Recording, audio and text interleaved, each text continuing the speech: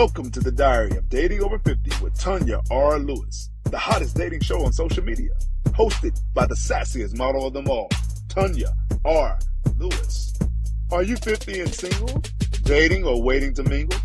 Be a guest on the Diary of Dating Over 50 with your host, Tanya R. Lewis.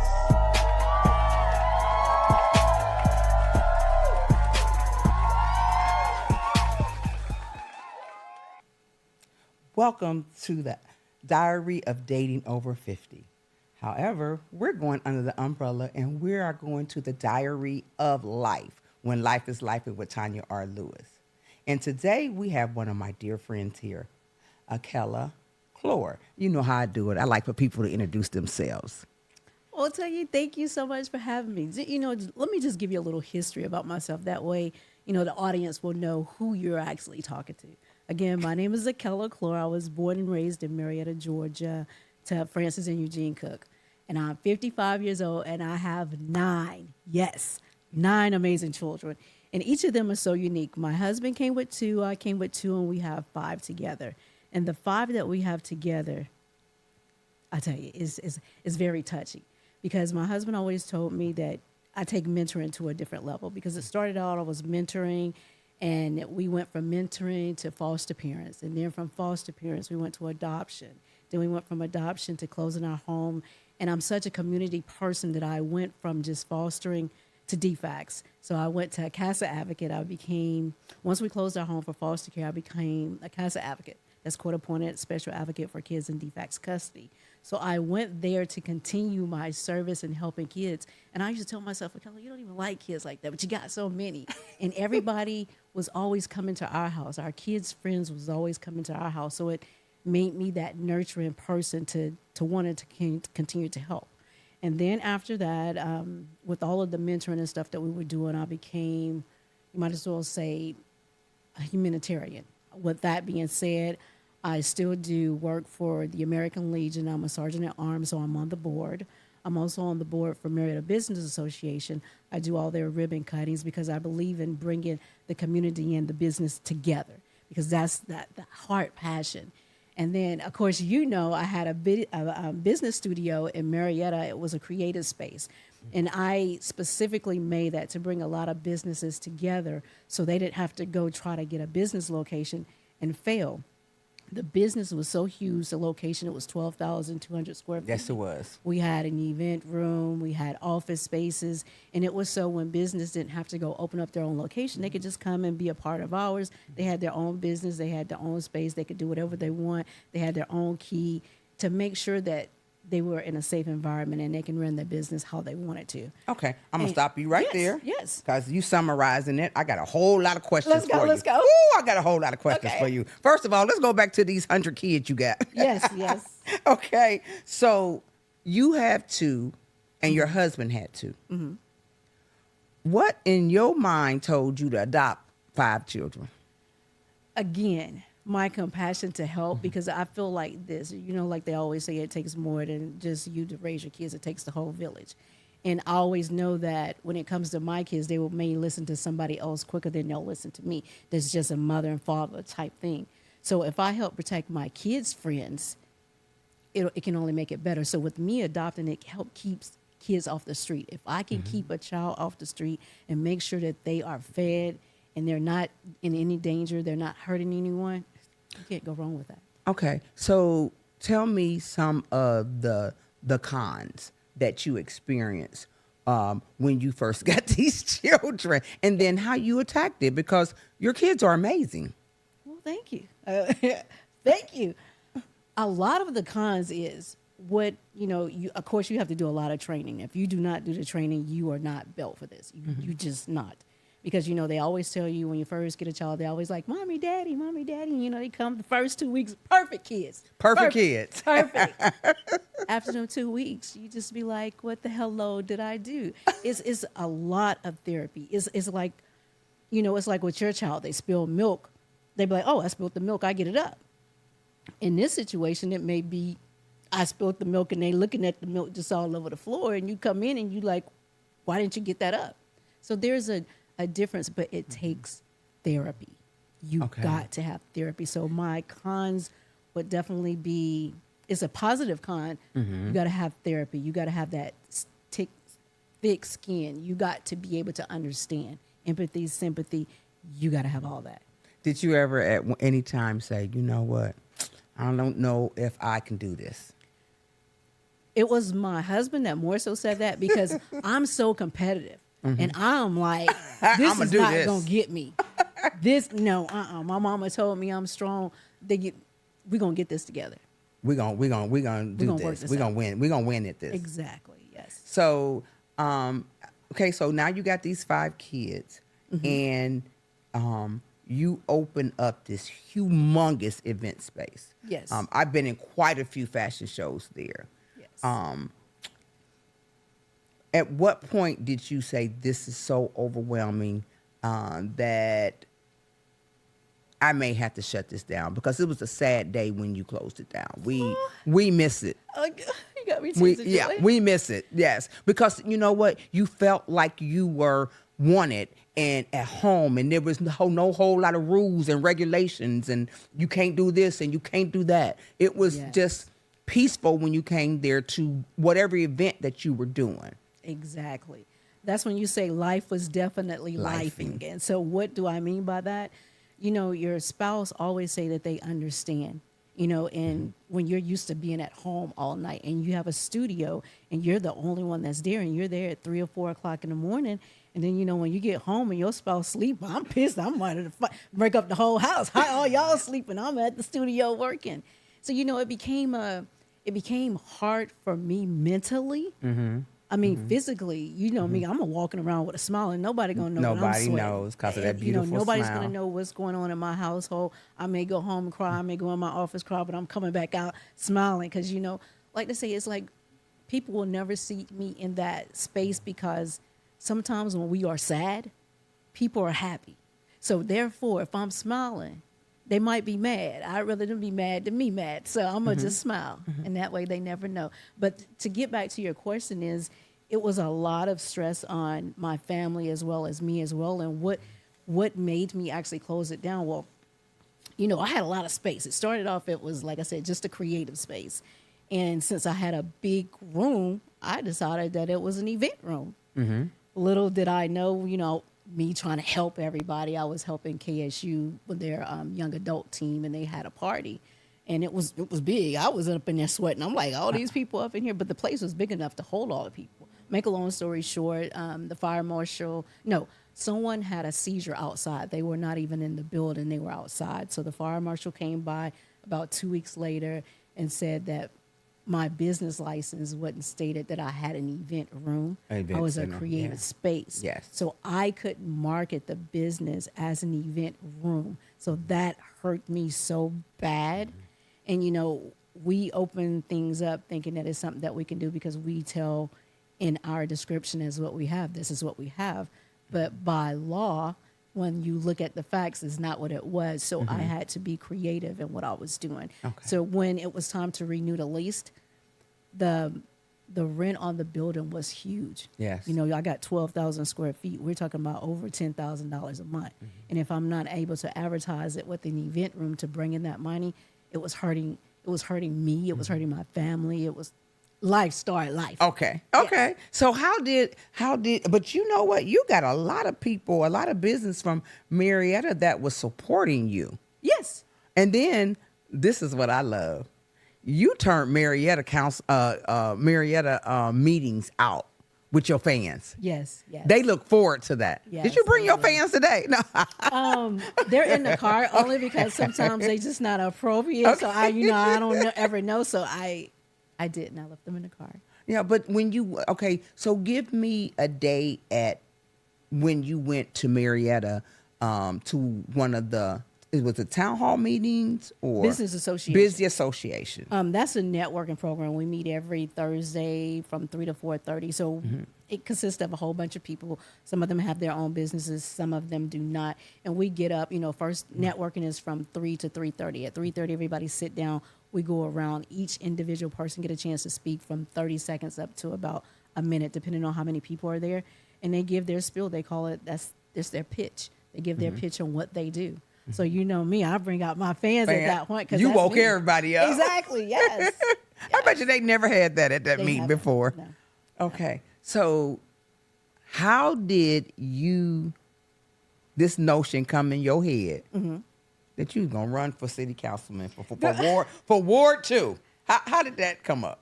Well, I will tell you this. I had a couple of my friends, and they said, Akella, this position is coming up, and I want you to think about it. I said, think about what? They said, be in Marrietta City Council Ward 2. I said, no. And they said, why not? And I couldn't come up with an answer. And so I started doing some of the research on what it takes, what type of person would be the best for that position. And I got to thinking, Akella, you're so for your community. You're so about helping others before you help yourself. You're so out there in the public. And I said, you know what? Let me go talk to my husband about this, because if he's not down with this, this is not going to work. And as soon as I had that conversation with him, he said, I support you 100%. That is so freaking you. And I think I started crying. I was like, what? You ain't had to push him. No, I did. Yeah. I was shocked.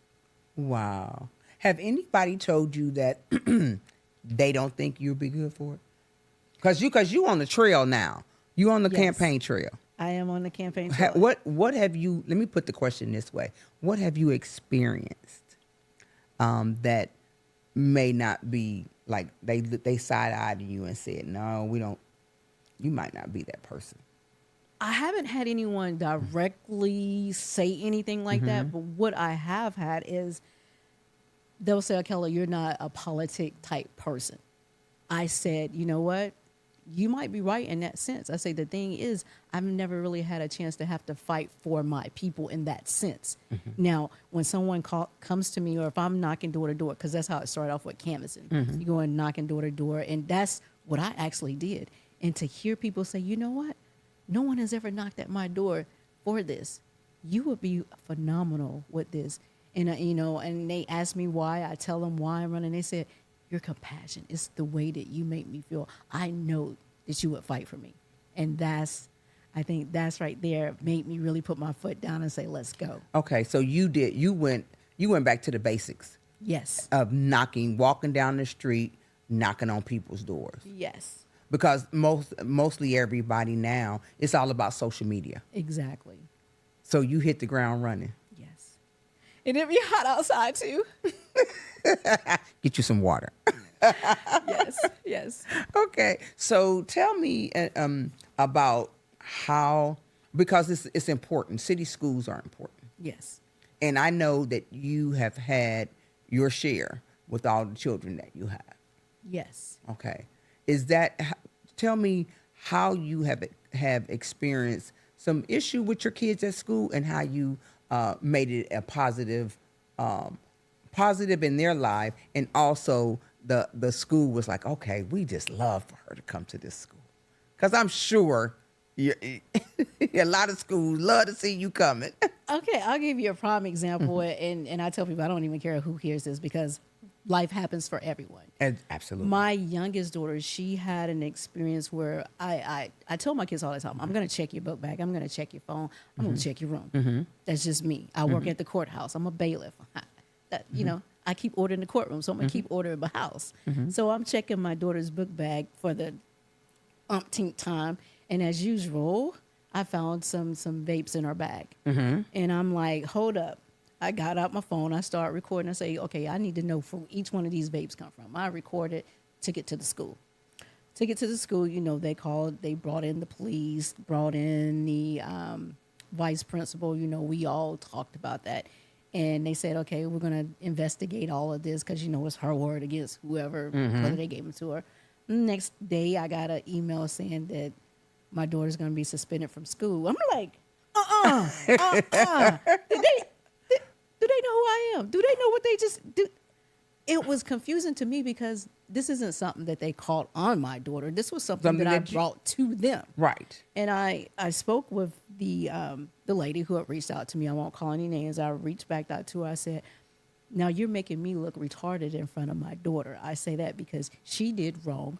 I was telling her to do the right thing. We came up to the school. We did the appropriate channels. I said, and if I have to get technical, I said, speaking, you can't arrest her. You shouldn't be able to just suspend her because you did not catch this on her. Make a long story short, she wasn't suspended from school. She was able to come back to school. She was able to, because she was in ROTC, she was able to get her ranking back. So there was a lot of things that happened.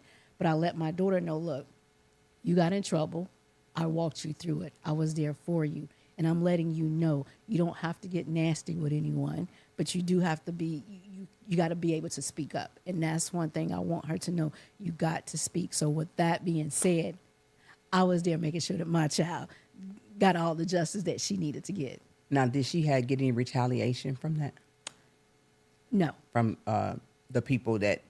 No, she didn't. I mean, they admitted to what they did, and no, she didn't. That's good parenting that all of them, like, okay, we did it. We did. Well, no, it wasn't like it took. Okay. It took a bit to go. Well, I'm sure it didn't go that easy. No. Okay. Yeah. So tell me, when did you decide I am going to be a bailiff? How did that happen? You know, I went into a couple of courtrooms and I look and I'm like, oh, these older people up in here are bailiffs. So my mom, she's been a bailiff for like about 30 years. Your mother? And she told me there was a position open. I said, let me just apply for this. Because it's a job, is easy. And I'm like, but all the older people, when I got the job, I was the youngest one and I'm 55. But at the time, I think I was like 49 or something like that. But I was the youngest bailiff. But now I kind of see why. Because, you know, it's very... People don't leave that job. They don't leave the job. And then, you know, it's a lot if there's a trial, you're sitting there. So you got to pay attention. You can't be falling asleep, you know, can't be on your phone all the time, that type of thing. So I can see why it's older people that are there. Okay. So they say that you're not political, but you done sat for almost, how many years as a bailiff? Probably about like 8 years. You've been sitting as a bailiff for 8 years. You done heard so many stories. Oh, heck yeah. That constitute as getting your political on the ground, you know, in the streets, because you learn so much. Yes. You know, how do you think being a bailiff is going to help you once, because I'm putting it in the atmosphere, once you become city council of Marrietta Ward 2? Well, I will say this. Since I'm born and raised in Marrietta, a lot of the doors that I actually knocked on, people knew me. So with me having a position that I already have, you know, I've worked with the rich. I've worked with the poor. And I tell them I just came up with this tagline. So when they want someone that's going to be for them, they vote for Akella Clore. So you see how that? You see that? But it's like my position, having that position, I'm so easy to talk to. You know, you can come to me and talk to me about the problem. With me having that job, it doesn't really help them any sense. But to me, for them to be in my ward, that means they know I live right down the street. You can come knock at my door and ask a question and make sure that whatever you need is going to be taken to the area it needs to be, to make sure that either tries to get approval or get approved. Okay. Yes. Okay. You do. You know what? You have. You're in touch with a lot of people. Yes. You recently started the Killer Bees. You know I was going to talk about that.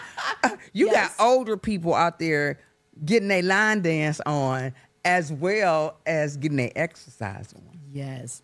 I have been dancing for over like 30 years. Killer Bees, that's our line dance team, is really me and Shanita. We started this a little over a year ago. So it's probably been about like a year and 4 months ago. It's a line dance class in Marrietta. It used to be at my location. And when I closed the location, I still work with a couple of event places. And we do line dance classes there. It's $5. And we take a line dance, we show it, and then we break it down and teach it to you. So before you leave, you know those line dances. Wow. And you guys go out, you go to different places. Yes, if someone actually, because we have a team. Now, we do have a line dance class and we have a team. So if someone wants to call and say, hey, we need you guys to come and perform for us, then we practice it and then we go perform. Now, do you think you'll still be doing that once you become city councilwoman? Yes. Look, hopefully we'll get some people that lives on the street now that's willing to come and partake. Because, you know, again, to me, I'm a colorful creation. That means all colors. I want all colors and Yeah, everything. that's been your name for a exactly. long My time. family, we're universal. We got black, white, Indian, Puerto Rican, German. We got it all. Okay. So what is some of your some of the things that you want to attack most or first? Okay, definitely. Everyone, the ones that I canvassed, they always talked about affordable living. Huh? That is the hardest thing. But see, what they Yes. don't realize is that this is another thing that made me decide to run for council. I'll give you an example is that a lot of our council team already is either real estate agents or lawyers. So, they're buying up all of the property and they're, building these high price homes, which is all centered around all of the homes. So if you got nothing, I'm giving an example. If you have nothing but $100,000 homes, how can you make that affordable? It's affordable for them, but not affordable for the lower class. So what I want to tackle is having me up in there. I'm able to help negotiate. Meaning, what do I mean by that is if we have a person that's trying to come in and, they're building a complex, 30 homes. What I want to do is, okay, we'll have 20 homes, 15 homes for, I'll just say the rich. Then we'll have so many homes for the elderly. We'll have so many homes for the single parents. We'll have so many homes for the family. So it will be affordable for everyone. A lot of people just don't know, like I said, affordable dictates the community that it is. So if the lowest home is $400,000, that you see what you see Yeah. the track. So Yeah. it's I tell people it has to start. People have to understand they got to go vote. Some people say my vote does not, my voice doesn't matter. Yes, at this local level, this low, they need to go vote. They need to go and vote. Get some of us new people. Everybody that's in my group, we have a group of people. They're all Yeah, I new. seen the one lady. She's running something for the school system. Yes, School board. Nicole, she's running school board or two as well. So we call ourselves the the dynamic team. Because both of y'all are pretty much around the same age. No, I'm way older. You wait. She's younger. Okay, Yes. I thought y'all. She's in her 30s. I'm in my 50s. Okay. But you know what? Sometimes you need some new blood in there. Exactly. You need to mix it up a little bit. Shake it up. Well, when you look at the city council, heck, I'll be the second youngest. There is second no- youngest. Yes, I would be the second youngest. Because I was looking at it, and most council people, they be there for so many years. Because people and don't my like thought is they get complacent a little bit because you're in there so long. Okay. That's it.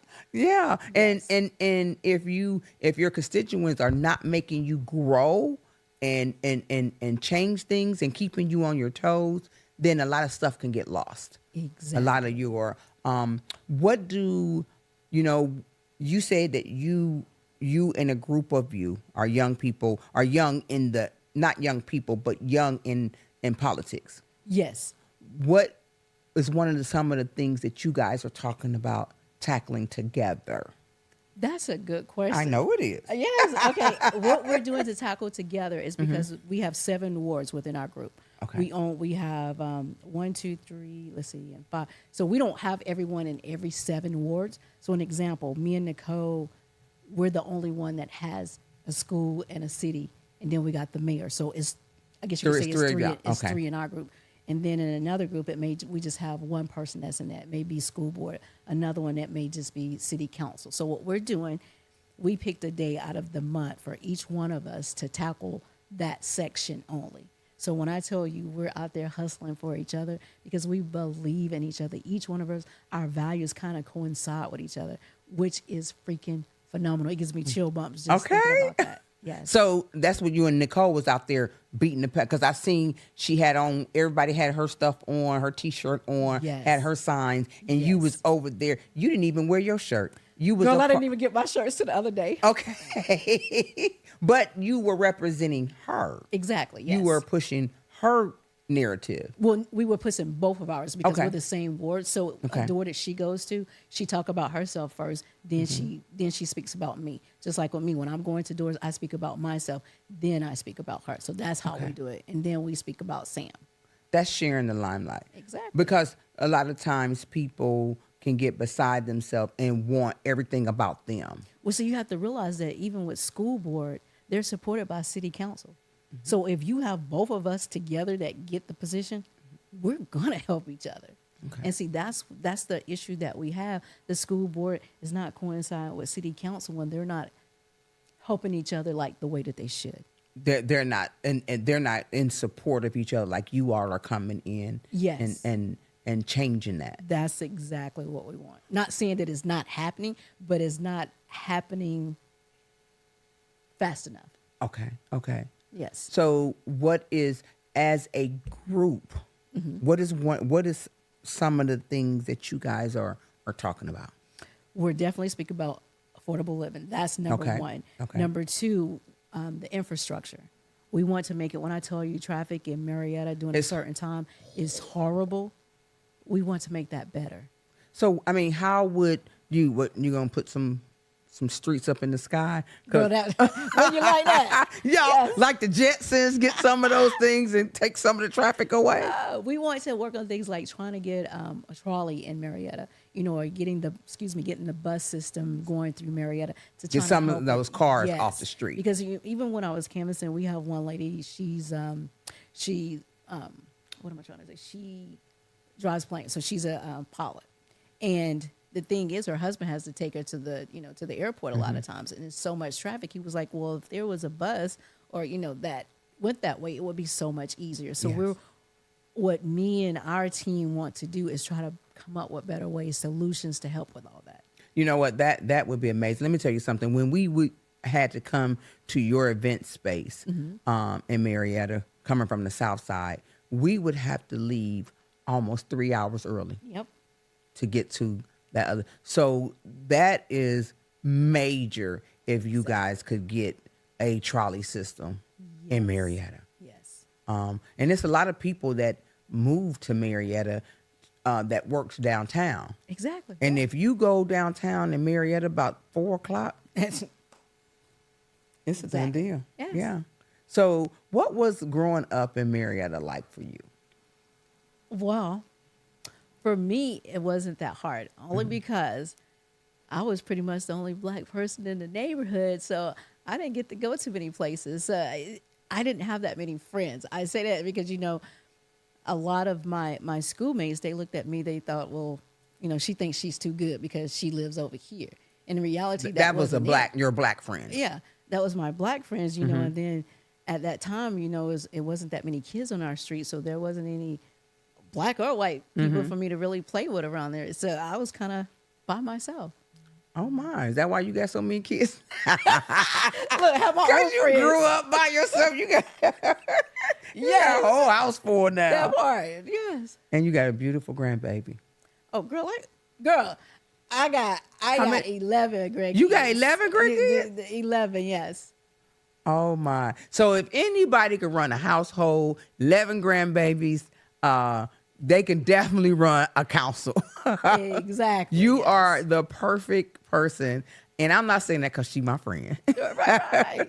But I, when I found out that you were running for councilwoman, I moved one of my shows to November because I needed to be able to touch the people. Because if you're on ABC, NBC, you on those major stations, you touching some. Exactly. But your constituents, they are people who watch YouTube, who watch Facebook, who watch Instagram, and I knew I needed to have you here so that people can see how genuine and authentic and such a beautiful person that you are, that we believe in. We're also part of an agency. We're part of a modeling agency called TLA Agency. And this is where I met you from. Yes. And from the beginning, from the time that I put my eyes on you, and we were at Sakana Rose's house trying on clothes. Yes. I was like, I love this person already. Well, thank you. So being raised by yourself, now you have these children, you're running for councilwoman. How do you plan on the relationship with your spouse? Because this is also about dating too. Yes. There's something that you have to set aside, or time management. How are you going to balance all that? When I tell you time management has become my best friend, I truly learned. Sometimes I've learned, and I tell people, you can't be everywhere every time. You have to pick and choose what's best for you and what's best for your family. Even when it comes to him, I'll let him know, these are things that before I took on this position to do this, I had to let him know, look, my time is going to be needed here, but I know my time is needed here as well. So let's come together and let's build a schedule together. So therefore, there's no conflict. And when I tell you, and I write down what all I need to do, and he see what all needs to be done, he said, let's go. That easy. That easy. Wow. Now, I don't know if it's going to change, but that was that easy. Yeah. Because he ain't seeing it yet, how much the councilman is going to pull on you. Yes. It's definitely going to. Well, like they say, the first year is going to be the hardest because there's a lot of training. There's a lot of things that need to be taken care of.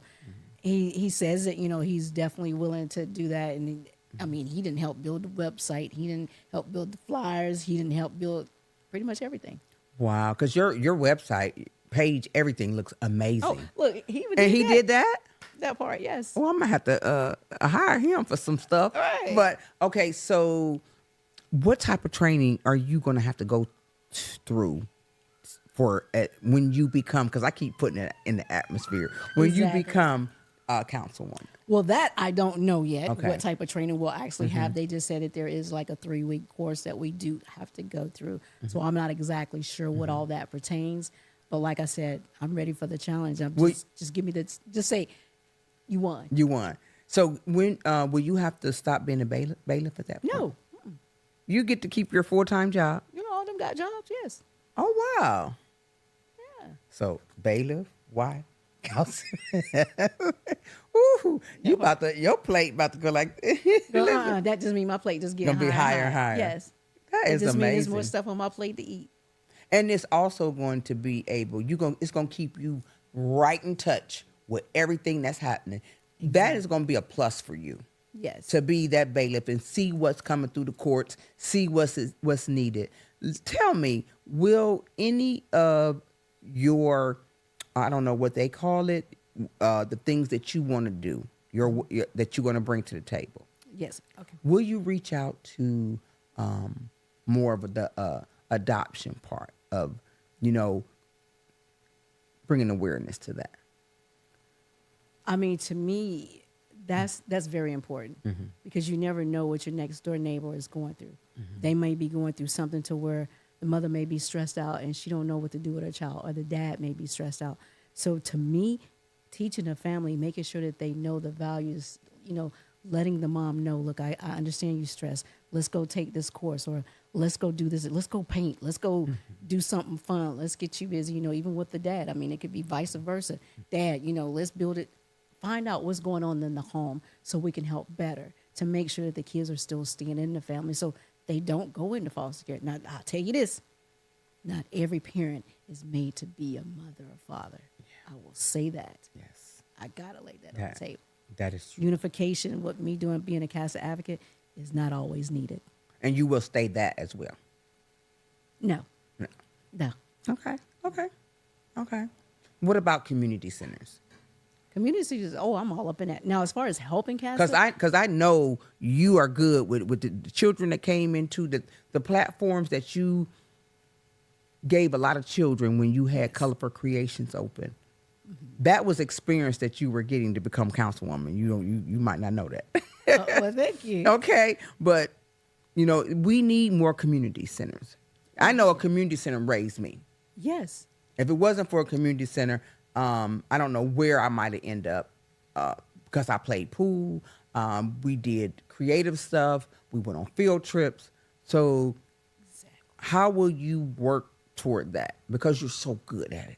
Well, see, once I am councilwoman, I want to make sure that I get on some of these boards so I can make sure that the community centers are still there. Because, when you start building high-priced homes, they may not want the community centers. But what they're not realizing is these community centers are keeping these kids off the streets. So if you got a place for your child that's 8, 9, 10 to go to, they're out there having fun versus being at home figuring out the next person that they can rob.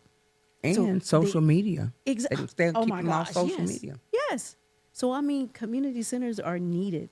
Activities are needed. After school programs are needed. So that's something I'm definitely going to be fighting for real. I knew you would. Of course, yes. Okay. All right. So we're going to wrap this up. Tell me if you had to talk to someone that is coming up that went through some of the experience that you have, and they get to a point in their life that say, "Oh no, I can't do none of this." What would you say to them?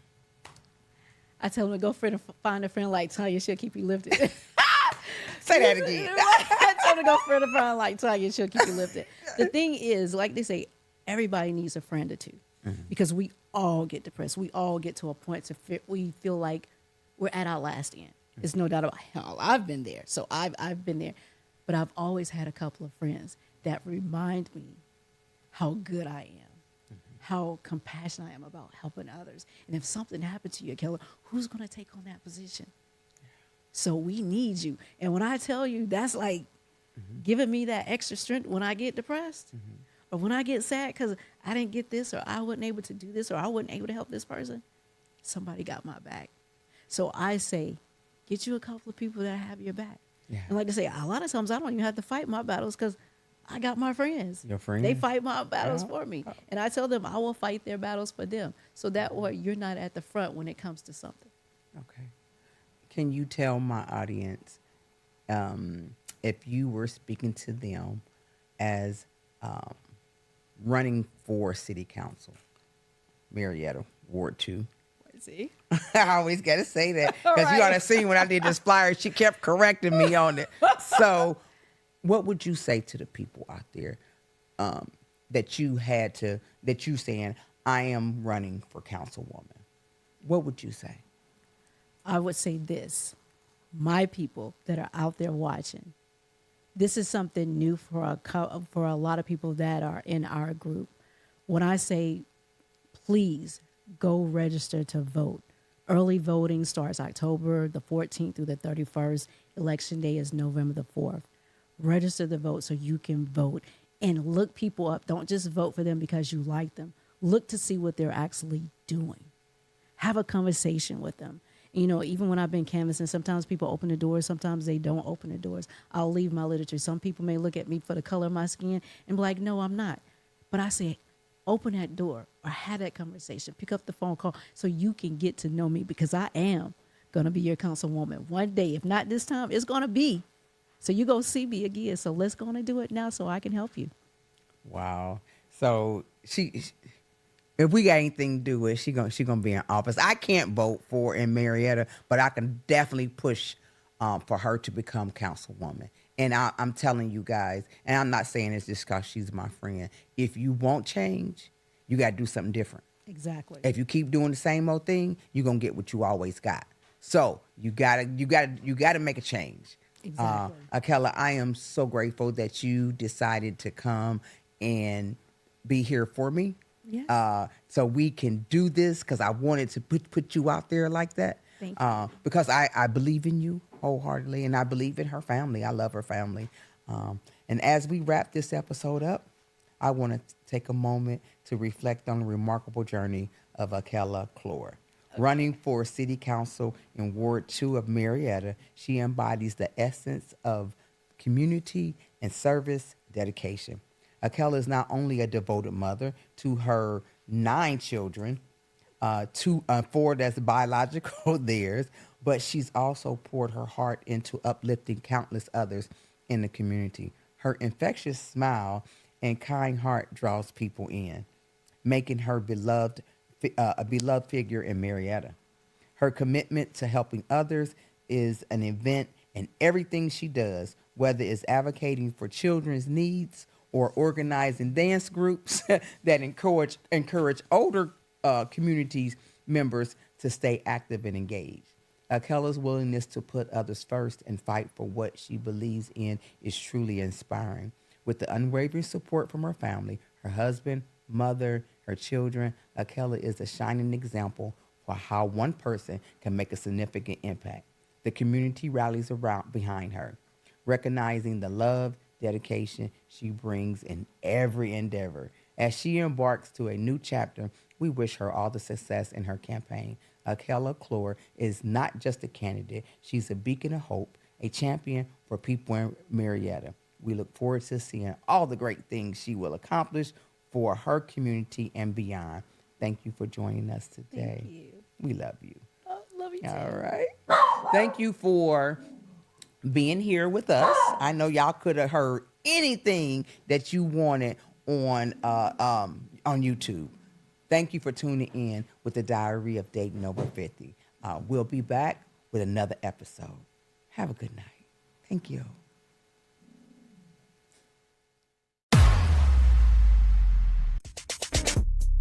The hottest dating show on social media, hosted by the sassiest model of them all, Tanya R. Lewis. Are you 50 and single, dating or waiting to mingle? Be a guest on the Diary of Dating Over 50 with your host, Tanya R. Lewis. This podcast is brought to you by the Scottdale Podcast Cafe.